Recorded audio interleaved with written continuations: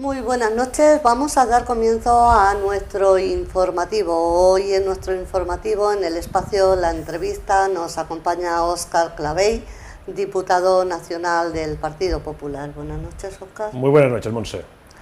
También nos acompaña Vicente Martínez, senador del Vicente Martínez Mu, senador del Partido Popular. Buenas noches. Buenas noches, Monse.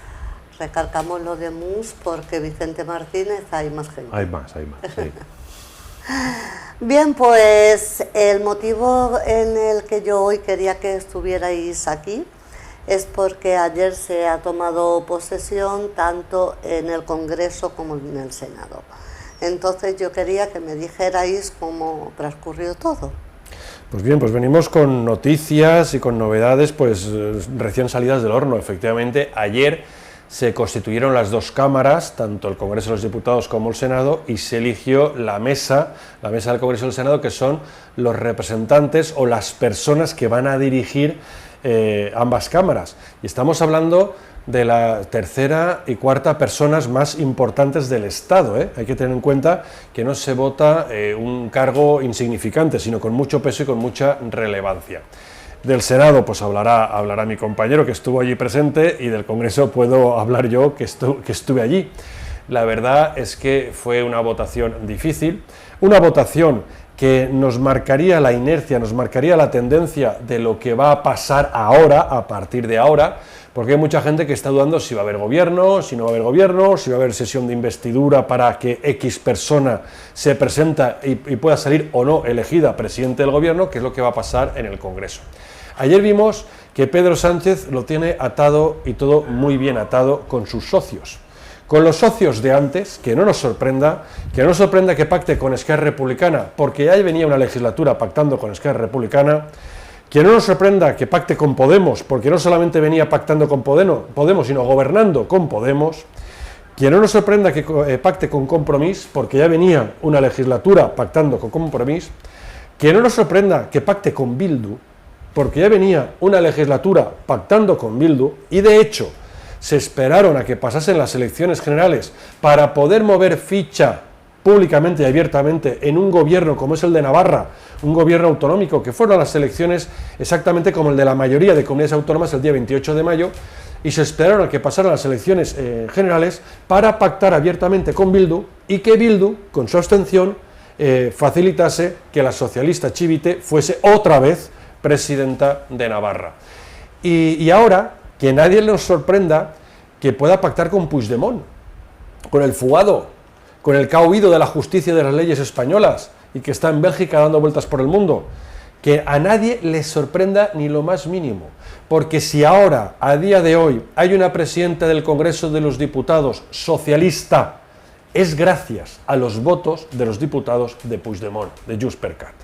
Más todos los demás que he dicho, porque Pedro Sánchez necesita el voto afirmativo, los síes de todos, de absolutamente todos, desde Bildu a PNV, a Esquerra Republicana, a Junts per Cat, a Compromís, al BNG, etcétera, etcétera, etcétera. Pues toda esa amalgama de votos que se unieron para que la socialista Armengol fuese presidenta del Congreso de los Diputados, van a ser el mismo número de votos que va a necesitar Pedro Sánchez para ser el presidente del Gobierno de España.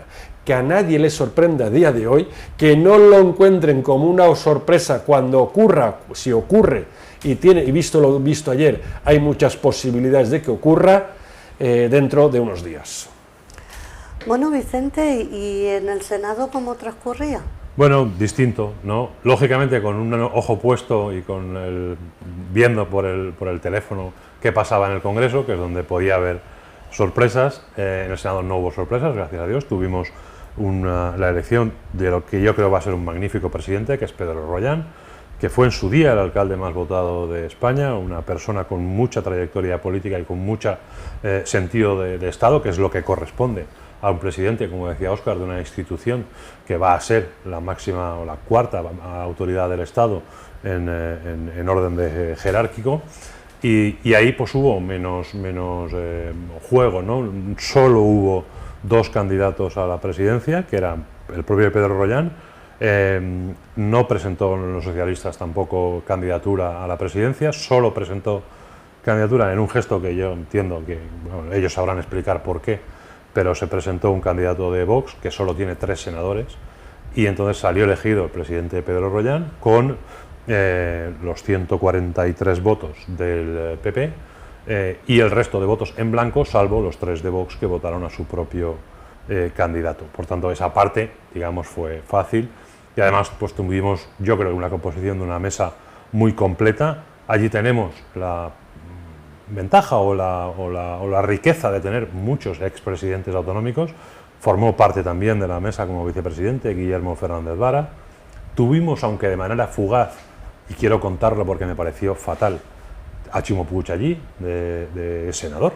Ha venido a debutar de senador, pero me pareció fatal porque vino solo a votar. Es decir, ni siquiera se quedó a ratificar su juramento a la Constitución, ni a escuchar a sus compañeros acatando la Constitución, ni al discurso del presidente. Como si fuera la persona más ocupada de España, hizo su voto, cumplió con el trámite y se fue, se largó. Dejó su escaño vacío en un gesto que a mí me parece una falta de respeto, no solo a la institución, que es una falta de respeto, porque allí hay muchos expresidentes, el propio Fernández Vara, Susana Díaz, otros expresidentes autonómicos que están allí sentados como corresponde en ese momento como senadores. Él vino, hizo el paripé, dio su voto y se fue. No sé qué agenda más importante tenía, porque hay que recordar que no es presidente de la Generalitat. Igual no se le ha olvidado ya que no le corresponde otro rol que el de ejercer de senador. Me pareció fatal. Y ya digo, no solo una falta de respeto a la institución, sino también a sus propios compañeros, ¿no? Queriendo ser más importante que los demás y saltándose. Yo creo que fue el único senador que abandonó el hemiciclo durante la sesión, una vez hizo lo mínimo imprescindible, que era votar la composición de la mesa. Por lo demás, pues la verdad que una jornada que se hace protocolaria, pero que siempre es un orgullo, ¿no? Poder participar en ella, y yo creo que en el Senado sí tuvimos una cosa razonable, que es quien ganó las elecciones ostenta la presidencia de la mesa y gobierna también el órgano de gestión de la Cámara. Tuvimos también la posibilidad de tener 3 personas más del Grupo Popular en la mesa, con lo cual todo según lo previsto, todo según lo pactado y lo razonable dentro de la composición que tiene esa Cámara, ¿no? Uy, yo no sabía que Chimo Puig era senador, pues. Sí, ahí tenemos a varios de ellos. Está Juan Espadas también, está la propia Susana Díaz, está Guillermo Fernández Vara, que acaba de dejar de ser presidente de Extremadura. Es un destino habitual de expresidentes. Nosotros en el Grupo Popular también tenemos a varios. Pues tenemos a Juan Antonio Monago, hemos tenido a Juan José Imbroda. Es habitual. Y a mí es que ya te digo, no por el hecho de que sea senador, que hoy encantado de que esté en el Senado y pueda contribuir, si es que lo hace, a algo de lo que no ha hecho como presidente de la Generalitat, que es contribuir a las mejoras que puedan venir a la Comunidad Valenciana, pero me pareció fatal que hiciera eso, ¿no? Que viniera, se sentara en un sitio más o menos visible porque se lo guardaran sus compañeros, para luego estar el ratito escaso de dejar su papeleta de votación a la mesa y largarse. Me pareció un gesto muy feo y muy impropio de quien era nuestro presidente y quien ahora también tiene que representar a todos los valencianos como senador. Bueno, Óscar, en el Congreso, vos en su línea, ¿no? Pues mira, yo creo que no es un momento ahora de política espectáculo, de política show o de política circo, todo lo contrario. Es un momento de política seria, porque viene una etapa muy difícil, muy complicada, no solamente económicamente hablando, sino políticamente, socialmente, territorialmente, y hay que tener las ideas muy claras y hay que saber uno a lo que va. Porque aquí no se viene a jugar, ni se viene a llorar. Llorar se llora en casa, y se viene a trabajar, y se viene a cumplir, y se viene a entregar todo lo que buenamente cada uno puede hacer por el bien de España y de los españoles. Estamos hablando de cosas muy serias. Hemos hablado de un hipotético gobierno de Pedro Sánchez con todos estos socios, es decir, a los que ha tenido hasta ahora más Puigdemont. Es decir, toda una amalgama de partidos políticos que pretenden apoyar al gobierno de España desde dentro para destruir la propia España. Eso es los pilares, esos son los cimientos de Pedro Sánchez. Destruir España desde dentro de España, desde dentro de las instituciones, incluso desde dentro del gobierno de España, para poder acabar, para poder aniquilar con España lo que conocemos como España.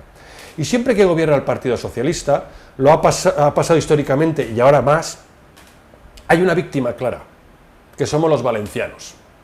La Comunidad Valenciana es sacrificada, es azotada, es vilipendiada por el gobierno socialista siempre que el Partido Socialista ha tenido la presidencia del gobierno. Mira, te voy a poner un caso. Uno de ellos, 2009, gobierno socialista de Zapatero, en Madrid. Se aprueba una financiación autonómica injusta para la Comunidad Valenciana, solamente beneficiaba a Cataluña porque Zapatero en ese momento necesitaba los apoyos de Esquerra Republicana, tanto en Madrid como en Cataluña. Esa financiación autonómica castigaba, era malísima, era injusta para los intereses valencianos, para la Comunidad Valenciana. El Partido Popular entonces votó en contra de esa financiación injusta para los valencianos. Hoy continúa con la misma idea, estamos en contra de aquella financiación injusta para los valencianos. Es decir, el Partido Popular, si ha estado en la oposición o ha estado en el gobierno, no ha cambiado su criterio o su opinión, como dice Pedro Sánchez, que él no miente, él cambia su opinión o cambia su criterio. Nosotros no, nosotros gobernemos o estemos en la oposición, el criterio es el mismo, y es estar en contra de una financiación injusta que castiga a todos los valencianos, los 5 millones de valencianos, de personas que vivimos en esta tierra. Ahora se habla que una de las condiciones para que Pedro Sánchez pueda llegar otra vez a ser presidente del gobierno es condonar la deuda con Cataluña, de esos miles y miles y miles de billones de euros que estamos hablando. La Comunidad Valenciana también tiene una deuda importante con el Estado, también. Pedro Sánchez, si es otra vez presidente del gobierno, necesitará los votos de Compromís, sí o sí los va a necesitar. ¿Qué va a hacer Compromís? Compromís votó a Pedro Sánchez en un primer momento con la condición de que se modificase la financiación que castigaba a los valencianos. Ha acabado la legislatura y la financiación no se ha modificado ni una coma, 0,0. No se ha modificado. ¿Qué va a hacer Compromís ahora? Ya tiene 2 deudas pendientes: modificar el sistema de financiación injusto que castiga a los valencianos y condonar la deuda que la Comunidad Valenciana debe al Estado, que si no recuerdo mal es la segunda comunidad por detrás de Cataluña que más miles de millones de euros debe al Estado. ¿Qué va a hacer Compromís? ¿Va a votar a Pedro Sánchez con esos incumplimientos? Pero es que otra cuestión reciente de ayer: el valenciano no existe. No solamente nos castigan a nivel económico, sino a nivel social, cultural, histórico. Están eliminando por presiones catalanistas, expansionistas del catalanismo en nuestra comunidad, están eliminando nuestras señas de identidad. Y una de ellas, no la única, pero una de las más importantes es nuestro idioma, que es el valenciano, recogido en la Constitución y recogido en el Estatuto de Autonomía de la Comunidad Valenciana. Ayer la presidenta del Congreso, que es de Baleares, pero es una catalanista de pro, que cree y defiende los països catalans, en los que también meten a la Comunidad Valenciana y a las Islas Baleares dentro de esos països catalans, dijo que iba a dar libertad para que se pudiese intervenir no solamente en castellano, sino en todas las lenguas oficiales del Estado, en ciertas comunidades, como era catalán, como era euskera y como era gallego. El valenciano desapareció. No existe. Que eso lo defienda Esquerra Republicana, allá ellos. Que eso lo defienda la CUP, allá ellos. Pero que eso lo defienda el Partido Socialista. Cuando hay diputados socialistas valencianos sentados ahí en el Congreso de los Diputados y que miren para otro lado y que no hagan caso, cuando se ataca abiertamente desde la tercera, insisto, desde la tercera institución del Estado, como es el Congreso de los Diputados, que se ataque directamente a una seña de identidad como es el valenciano, y que tanto arraigo y tanto cariño le tenemos nosotros aquí, nos parece preocupante. Va a ser una legislatura, si tira a andar, esta legislatura de gobierno socialista, muy peligrosa, muy dañina, muy nociva para los intereses, repito, no solamente económicos de los valencianos, sino en todos sus ámbitos, por supuesto también culturales. Pero tú, por ejemplo, en el Congreso, si le hablas en valenciano, ¿te ignoran o qué pasa? Vamos a ver, es que vamos a la raíz de la cuestión. Aquí estamos hablando de 2 cuestiones. La raíz de la cuestión es, en este país existen varias lenguas oficiales, pero una lengua común para todos los españoles, que es el castellano. Y luego en diferentes comunidades autónomas existe la cooficialidad. Además del castellano, existen otras lenguas cooficiales, como es en el caso de la Comunidad Valenciana, el valenciano, no el catalán, ni el euskera ni el gallego, el valenciano. Teniendo una lengua común que nos une a todos los españoles, yo con un diputado del PNV puedo perfectamente hablar en castellano, con uno del BNG puedo hablar perfectamente en castellano, con uno de Esquerra Republicana puedo hablar perfectamente en castellano. ¿Por qué esa necesidad, cuando hay otra cámara que podríamos hablar que es territorial, que uno de los calificativos que tiene el Senado es la cámara territorial, donde se representan, donde están identificados los intereses de todas las comunidades, de todas las regiones, de todos los territorios que conforman España? En el Congreso de los Diputados tenemos esa herramienta que es el castellano, lengua común de todos los españoles, y así se define, lengua común de todos los españoles. Luego tendremos la riqueza cultural que cada uno en su comunidad donde exista esa cooficialidad tenemos, porque hay que reconocer, y estamos orgullosos de ello, que dominar de cuna otro idioma, además del castellano, es una riqueza cultural, envidiada por otras comunidades que no tienen esa riqueza que nosotros tenemos, por ejemplo, de poder dominar junto al castellano el valenciano en igualdad de condiciones, Aquí en la Comunidad Valenciana, en igualdad de condiciones. Yo no quiero que el castellano sea más que el valenciano, pero tampoco el valenciano más que el castellano, en igualdad de condiciones. Por eso existe ese término de bilingüismo cordial, que es el que debemos potenciar y el que defendemos del Partido Popular. Esto de utilizar las lenguas para desunir, para dividir y para crear conflictos donde antes era una riqueza cultural, es muy propia de los independentistas y de los nacionalistas, pero ahora argumento adoptado y asumido por el Partido Socialista, que es lo que realmente me preocupa. Vicente, ¿este problema lo tenéis también en el Senado? Sí, pues en el Senado ya tenemos una parte de las iniciativas que se puede utilizar las lenguas cooficiales, pero yo creo que, como Óscar, son ganas de marcar diferencias. Es decir, yo cuando invito a mi casa o nos reunimos amigos y algunos vienen de otras partes de España, es absurdo que yo insista en hablar en mi valenciano y les obligue a alguien a traducir. Estamos en una casa común, y la casa común de la soberanía del pueblo español son las Cortes. Debería de ser normal y corriente que nos entendamos en la lengua que tenemos en común, todos. Aún así, es verdad, en el Senado tenemos unas determinadas materias donde sí se puede utilizar eso. Lo hacen habitualmente los grupos independentistas catalanes. No se usa mucho, la verdad, en general por la mayoría de los miembros, pero sí que es verdad que cabe esa posibilidad. Pues oye, como decía Óscar, es una representación de la Cámara Territorial, un símbolo de que esa riqueza existe. Para mí, innecesario, porque tenemos una maravillosa cosa en común, que es nuestra lengua castellana, el español, hablado en muchísimas partes del mundo, y no hay ninguna necesidad. Yo no me siento menos valenciano por hablar castellano en el Senado, ni mucho menos. Yo cuando estoy aquí o cuando hago publicaciones, las hago como me da la gana, en valenciano o en castellano, pensando en a quién van dirigidas. No tiene tampoco demasiado sentido. Pero lo que enfada y mosquea, y como Óscar dice cabrea, es que ni siquiera existe el valenciano. Es que están hablando siempre del catalán. Pero es que ayer, otro de los senadores nuevos que debutaba ayer era Enric Morera, que ha sido presidente de les Corts Valencianes hasta hace poco, y eligió prometer el acatamiento de la Constitución por el País Valencià. Ha sido hace nada presidente de las Cortes. ¿No le queda un poco de respeto institucional, que no es una denominación oficial el País Valencià? Yo sé que lo usan políticamente, y, oye, que lo hagan, pero en tu juramento necesitas poner una apostilla que diga que tú no eres del consenso del Estatut, que se llama la Comunitat Valenciana, y tuvo que decir que era por el País Valencià.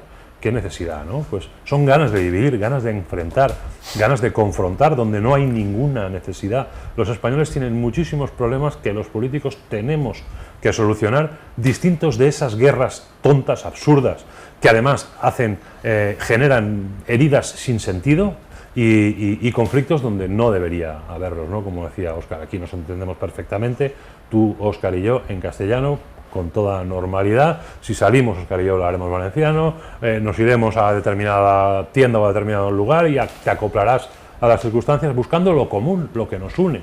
Es absurdo que nos reunamos unos cuantos amigos y yo con un navarro le hable valenciano y tenga que necesitar a otro que le traduzca, hablando los dos castellanos, que es absurdo. Pues en ese sentido, no, incidir en en esos términos de absurdo. Como simbolismo está bien, en el Senado ya está bien así, pero seguir ahondando en esa materia y además ignorándonos como valencianos, pues no puede más que cabrearnos.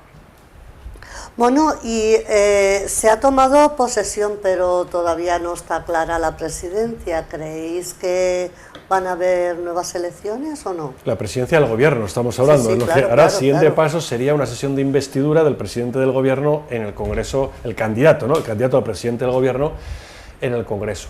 Pues no lo sabemos, no sabemos lo que puede pasar, evidentemente. Aquí hay tres opciones, tres vías, claramente. Una, que se presente a la investidura, y así lo ha anunciado el presidente Feijóo, como ganador de las elecciones.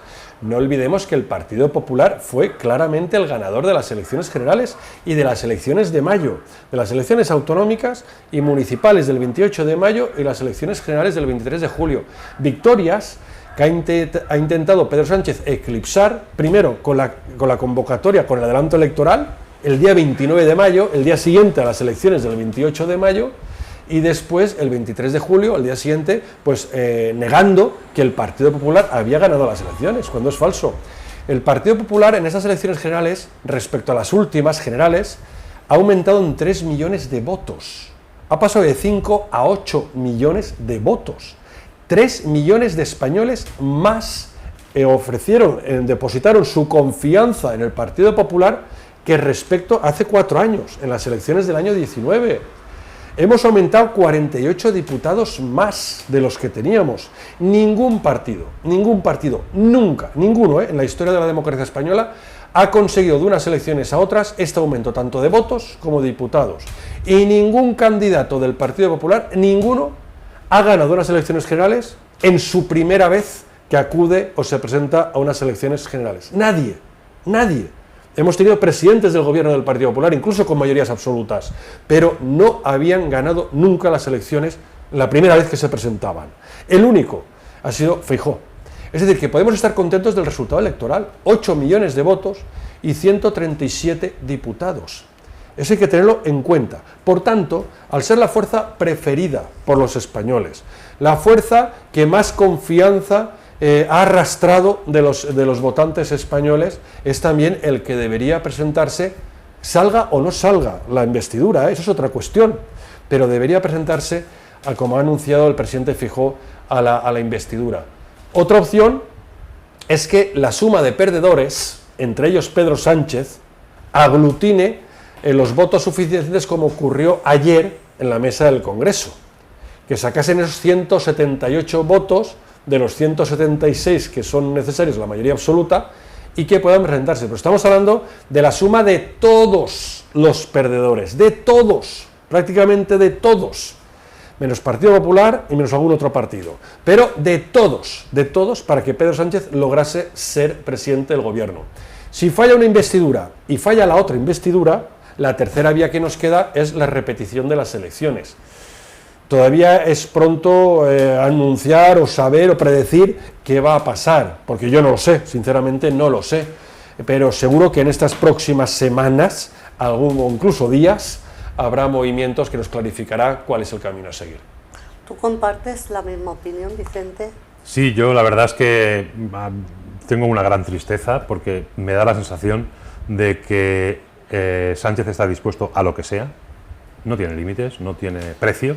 Para él España no tiene precio, está dispuesto a ceder cualquier cosa y los demás, toda esta gente que ayer juró y prometió, bueno, juró tampoco, la mayoría prometieron, la Constitución con 1000 condiciones, es decir, con 1000 pegas y con 1000 obstáculos, dispuestos y pensando en una rotura del país, es decir, no creyendo en la necesidad de un bien común para todos los españoles, pues estos están dispuestos a pedir lo que sea y el otro a dar lo que sea.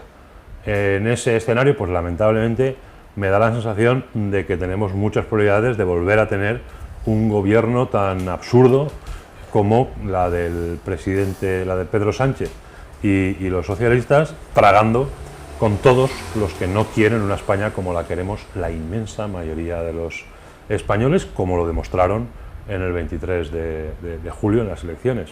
Me da la sensación, y tristemente lo digo, ¿no?, de que eso va a ser así. Ayer asistíamos a esas promesas condicionadas, y todos esos que prometieron condicionadamente hasta que alcancemos la República Vasca, o hasta que la independencia de Cataluña, o hasta que, a la hora de acatar la Constitución, todos esos son los que nos van a decir a la gran mayoría de españoles, al 80 y tantos % de los españoles que no son independentistas, ni están por la rotura de nuestro país, nos van a decir cómo vamos a actuar, básicamente porque hay un señor que se llama Pedro Sánchez Pérez Castejón, que está dispuesto a tragar con lo que sea, con tal de quedarse en el gobierno, y a un grupo socialista que se lo consiente. Soy pesimista en estos momentos, aunque siempre cabe la posibilidad de que las cosas discurran por otros términos y la razón se imponga, aunque ya te digo que soy pesimista. ¿Queréis añadir algo más antes de irnos? Sí, simplemente que falta mucho sentido común en la política española, y lo hemos visto ayer, en los juramentos, como dices, juramentos o promesas. La norma oficial o el camino a seguir es, a cada diputado o senador se nos nombra y decimos sí juro o sí prometo la Constitución. Punto pelota, sí juro, sí prometo, según las creencias religiosas de cada uno. Pero prometer o jurar por las repúblicas independientes de aquí, de allá, de más allá, de los países catalans, jurar o prometer, yo también podría jurar o prometer por las florecillas del bosque o por el Samaruc. Es que yo podría aquí ya prometer o jurar por lo que cada uno, tú, Monse, por lo que te venga en ese momento en la cabeza, que vamos, que vale igual, es que hemos visto que vale.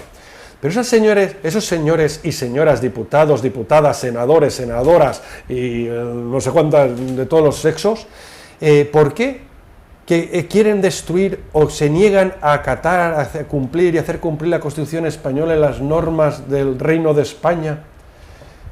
Y hacen todo tipo de parafernalias y obras circenses para jurar o prometer la Constitución, no niegan su sueldo como diputado o como senador. Es que ese dinero que viene de todos los españoles, del agricultor de aceitunas de olivos de Jaén, o del pescador que sale todas las mañanas de Pontevedra a pescar, a faenar en el Atlántico o en el Cantábrico, y paga sus impuestos con el sudor de la frente, y una parte de esos impuestos va a cubrir los sueldos de las nóminas de diputados y senadores, incluidos el de Vicente y el mío, pero el de todos ellos que tanto atacan a España, ¿por qué cogen el dinero que viene de España? ¿Por qué cogen el dinero que viene a través de sus nóminas, de los impuestos que todos los españoles, catalanes también, vascos también, valencianos también, que pagan religiosamente sus impuestos, aceptan esa nómina? ¿Esa nómina no viene sucia? ¿No es dinero contaminado? ¿No es dinero español, que es dinero sucio? Pues ahí llega la falsedad y la hipocresía de estas personas. Quieren romper España, pero la nómina que les viene de España no la sueltan. ¿Quieres añadir algo, Vicente? No, nada. Lamentar, ya le digo, ¿no?, que tenga que ser Puigdemont el que nos diga a todos lo que tenemos que hacer y por dónde tiene que ir España. Es una pena que eso pasara ayer, y esperemos y deseemos que no pase con la investidura del presidente del gobierno. Y que, como decía Óscar, ¿no?, que quien ganó las elecciones pueda tener la posibilidad de someterse a una investidura, que es lo que debería ocurrir en un Estado normal y democrático como debería ser el nuestro. Gracias a los dos. Muchas gracias.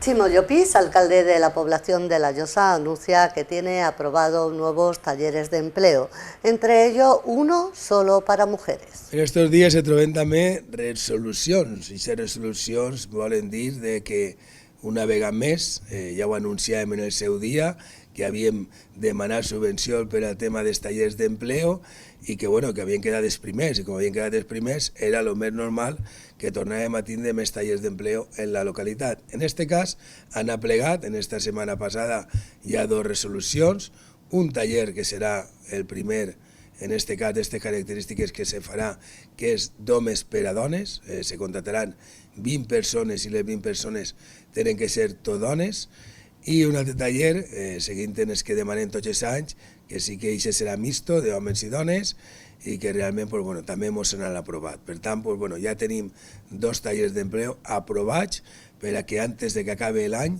poder-los ficar en marxa. Al final això és contratar a 40 alumnes per a estos tallers d'empleo i realment pues, bueno, sempre intentem que aquests 40 alumnes puguen ser veïns de la localitat, més a part pues, bueno, pues, directors, docents, administratius que també que també comportarà. No? Seguim treballant per aconseguir aquestes subvencions, seguim treballant per aconseguir tallers d'empleo per a formar a la gent del poble i també per a que tinguin un treball i una vegada més se veu tot el treball que fem des de l'Ajuntament, com cada vegada anem aconseguint més tallers i això fa que cada vegada puguem formar a més gent i tindre el poble més ben arreglat, més bonico i conforme volem tindre tots, que és conforme està el poble des que tenim els tallers d'empleo en la localitat. Chimo Llopis, alcalde de la población de La Llosa, anuncia que ya está abierta el plazo de matriculación para la guardería municipal. Las personas que lo deseen tienen que pasar por el ayuntamiento a informarse. També recordar que estem a la meitat d'agost, però no res que passen festes, a partir ja del dia 10 de setembre, que serà l'últim dia de festes, en aquesta setmana sobre el 15 tenim que pensar també en obrir, en aquest cas, el que és la guarderia municipal o el que és guarderia municipal i unitat de conciliació familiar. Aquells xiquets, aquells pares que tinguen els xiquets menuts i que vulguin apuntar els xiquets, en aquest cas, a la guarderia, està obert el pla d'inscripció per a tindre els xiquets ja que se puguen apuntar i per anar preparant-ho tot de cara a aquest començament també del curs, en aquest cas de la guarderia municipal. Anirem dient-ho també a través del bando i anirem informant a tota la gent, però comunicar que el pla ja està obert per a aquelles persones que puguen estar interessades en portar el xiquet, en aquest cas, a la guarderia municipal, que ja saben que és totalment gratuït per a les persones empadronades en la localitat. Vemos la previsión del tiempo para mañana. ¿Conoces Bizum? Si tu respuesta es no, deberías. ¿Por qué? Bizum es la forma más rápida, fácil y segura de pagar de móvil a móvil que cuenta ya con 1 millón de Bizumers. Por eso, hazte un Bizum cuando organizas un regalo para cumples, bodas, uno compra y el resto le paga su parte por Bizum. Así de fácil.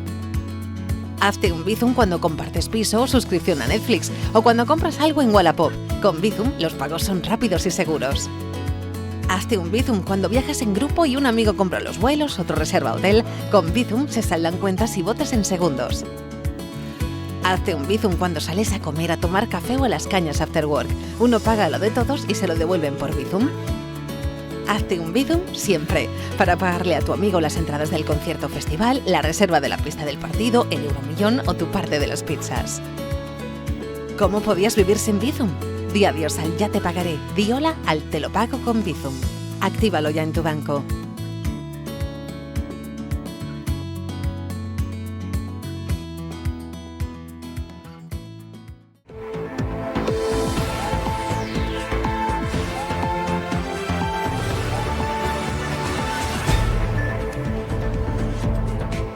La previsión del tiempo para mañana será la siguiente. Tendremos intervalos nubosos durante todo el día en la provincia. En cuanto a las temperaturas, las máximas serán de 32 grados.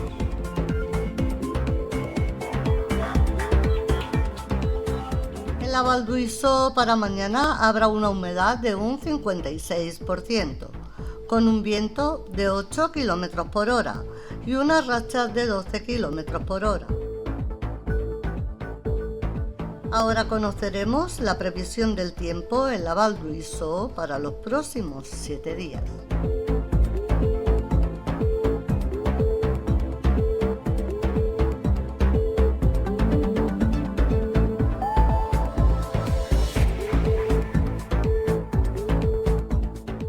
Hasta aquí ha llegado toda la información que teníamos preparada para hoy, pero antes de irnos les informamos de la farmacia de guardia que tendremos hoy en Val d'Uixó.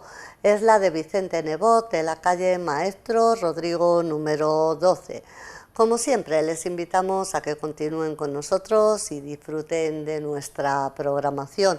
Por supuesto, desearles que pasen un buen fin de semana. Nos volvemos a ver el lunes, como siempre, a las 8:30.